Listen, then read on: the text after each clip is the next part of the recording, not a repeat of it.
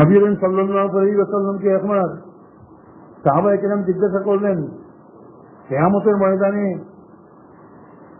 কোন মানুষের স্তর সবচেয়ে উচ্চে থাকে, স্তর সবচেয়ে উঁচু থাকে? নবী করিম সাল্লাল্লাহু আলাইহি ওয়াসাল্লাম ফরমাইলেন, আযাকিরুনাল্লাহ কাসীরান ওয়া যাকিরাত, যে পুরুষরা অত্যধিকভাবে আল্লাহর জিকির করেছেন এবং যে নারীরা অত্যধিকভাবে আল্লাহর জিকির করেছেন তাদের স্তর কিয়ামতের ময়দানে সবচেয়ে উচ্চে থাকবে। সাহাবায়ে কেরামের অন্তরের মধ্যে একটা প্রশ্ন আসলো যে কোন মানুষ যদি জিহাদের ময়দানের মধ্যে যায়, সে তার জান নিয়ে গিয়েছে জিহাদের ময়দানে, তার মাল নিয়ে গিয়েছে জিহাদের ময়দানে, আমার মাল সমস্ত খরচ হয়ে যাবে, আমার জান যদি খরচ হয়ে যায় হয়ে যাবে। এই জিহাদের ময়দানে যে গিয়েছে সে যদি শহীদ হয়ে যায়, তার জানও কোরবানি দে, মালও কোরবানি দে, তাহলে তো তার কোরবানি বেশি এই জিকির যে করেছে তাকে। কাজেই আমাদের বিবেক চায় যার কোরবানি বেশি তার স্তর উচ্চ হবে। আর নবীজি ফরমাইলেন, যার কোরবানি কম, বসে বসে জিকির করেছে, বসে বসে জিকির অত্যাচার করেছে, তার কোরবানি কম, নবীজি ফরমাইলেন তার স্তর উঠছে। কাজেই তাদের অন্তরে একটা খতরা আসলো, তারা গিয়ে নবী করিম সাল্লাল্লাহু আলাইহি ওয়াসাল্লামের কাছে প্রশ্ন করলেন, আর নবীজি আপনি ফরমাইলেন যারা জিকির করবে তাদের স্তর সবচেয়ে উচ্চ হবে কিয়ামতের ময়দানে, আর আমরা তো দেখতেছি যারা জিহাদের ময়দানের মধ্যে গিয়ে নিজের জানও কোরবানি দিয়ে দেয়, তার মালও কোরবানি দিয়ে দেয়, তার কোরবানি অধিক। কাজেই বিবেক চাইতেছে যার কোরবানি অধিক তার স্তর যেন উঁচু হয়। আর আপনি ফরমাইতেছেন যারা অত্যধিক জিকির করে তাদের স্তর উঠছে। নবী করিম সাল্লাল্লাহু আলাইহি ওয়াসাল্লাম ফরমাইলেন, কোন মানুষ জিহাদের ময়দানে যায়, জিহাদের ময়দানে তার জান মাল নিয়ে যায় এবং সেখানে গিয়ে সে শহীদ হয়ে যায়, তার সমস্ত শরীর রক্তময় হয়ে যায়, তার সমস্ত কাপড় রক্তময় হয়ে যায়, তার সমস্ত মালও কোরবান হয়ে যায়, তাহলে এই যে শহীদ, এই শহীদের স্তর থেকে যারা অত্যধিকভাবে আল্লাহর জিকির করেন তাদের স্তর উঠতে হবে। যাই হোক, তার মধ্যে বিভিন্ন হিকমত আছে, তার তাৎপর্য আছে, আমি সেই তাৎপর্যের দিকে যাব না। নবী করিম সাল্লাল্লাহু আলাইহি ওয়াসাল্লাম যা ফরমাইয়েছেন তা আমরা মেনে চলবো, সেটাই আমাদের কর্তব্য, তা আমরা বিশ্বাস করবো, সেটাই আমাদের মেনে। আজকে অত্যধিক জিকির যারা করে, কোরআনে পাকের মধ্যে আল্লাহ পাক পরবর্তীকার ফরমাইতেছেন, যাকিরুনাল্লাহ কাসীরান ওয়া যাকিরাত আ'আদাল্লাহু লাহুম মাগফিরাতান ওয়া আজরান আযীমা। যে পুরুষরা অত্যধিকভাবে আল্লাহর জিকির করে এবং যে নারীরা অত্যধিকভাবে আল্লাহর জিকির করে, আ'আদাল্লাহু লাহুম মাগফিরাতান ওয়া আজরান আযীমা, আল্লাহ পাক পরবর্তীকার তাদের জন্য প্রস্তুত করে রেখেছেন, তাদের খাতা কতরি মাফ করে দিবেন এবং তাদেরকে অত্যন্ত উত্তম জেতা দান করবেন। জিকিরের ফজিলত সম্বন্ধে এখন আর আমি আলোচনা করতে যাব না। কোরআনে পাকের অনেক আয়াত রয়েছে, অনেক হাদিস রয়েছে। তাই জিকির, এখানে জিকিরের প্রশিক্ষণ দেওয়া হয়, সকলের প্রশিক্ষণ দেওয়া হয়। খানকার মধ্যে একদিকে রিয়াজতে ইজমালি, এখানে যেমন পরিচালনা করা হচ্ছে, দ্বিতীয়ত জিকির এবং সোফা, তার প্রশিক্ষণ দেওয়া হয়। জিকির বলতে এই সমস্ত তসবিহাতকে বোঝায় যে তসবিহাত আদায় করতে গিয়ে জবান দিয়ে উচ্চারণ করা লাগে, যেমন সুবহানাল্লাহ সুবহানাল্লাহ সুবহানাল্লাহ। যদি আওয়াজ দিয়ে না বলেন তাহলে অন্তত জবান দিয়ে উচ্চারণ করে বলবেন। আজকে পড়লেও সেই বড় বইয়ে পড়ছে জবান যেভাবে নড়ে নাড়া করে, ঠিক সেইভাবে আজকে পড়ার ভিতরেও মখরজ লাগিয়ে সিফাত সহ অক্ষর উচ্চারণ করে আদায় করতে হবে, তাকে বলে জিকির। এই জিকির হলো এখানে বাতাই দেওয়া হয় 6 তসবিহ, 12 তসবিহ, ইসমে জাত এই তিনটা হলো জিকিরের পর্যায়ভুক্ত। আর 5 জিকির কলবি, সেগুলো জিকিরের পর্যায়ভুক্ত নয়,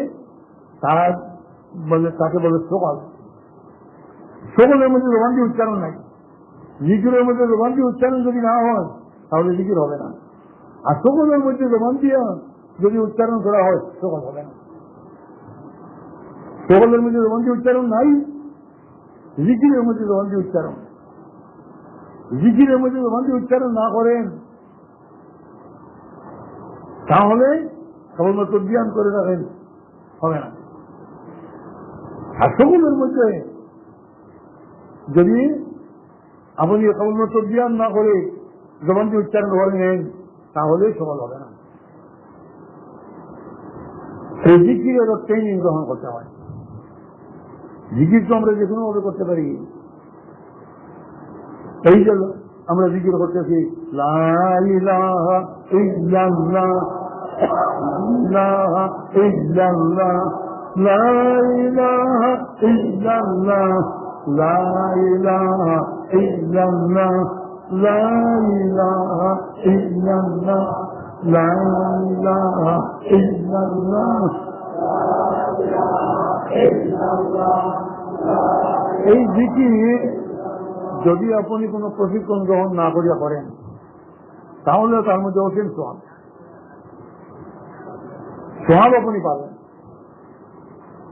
কিন্তু প্রশিক্ষণ গ্রহণ করিয়া যদি আপনি এই জিকির করেন, আসল আপনি যদি তরিকতের লাইনে অগ্রসর হতে হয়, ইসলাহে বাতিন হতে হবে, বিতর পাকসাপ হতে হবে।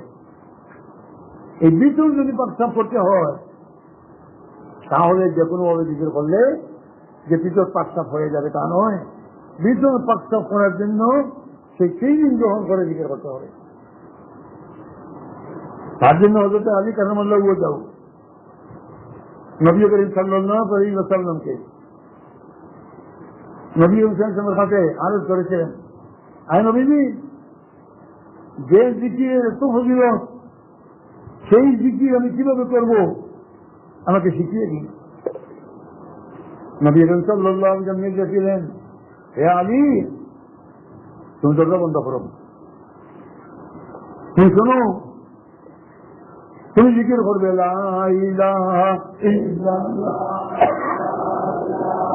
ইল্লাল্লাহ, লা ইলাহা ইল্লাল্লাহ, লা ইলাহা ইল্লাল্লাহ, লা ইলাহা ইল্লাল্লাহ, লা ইলাহা ইল্লাল্লাহ, লা ইলাহা ইল্লাল্লাহ, লা ইলাহা ইল্লাল্লাহ। নবী করিম সাল্লাল্লাহু আলাইহি ওয়াসাল্লাম ট্রেনিং দিয়ে শিখিয়ে দিলেন।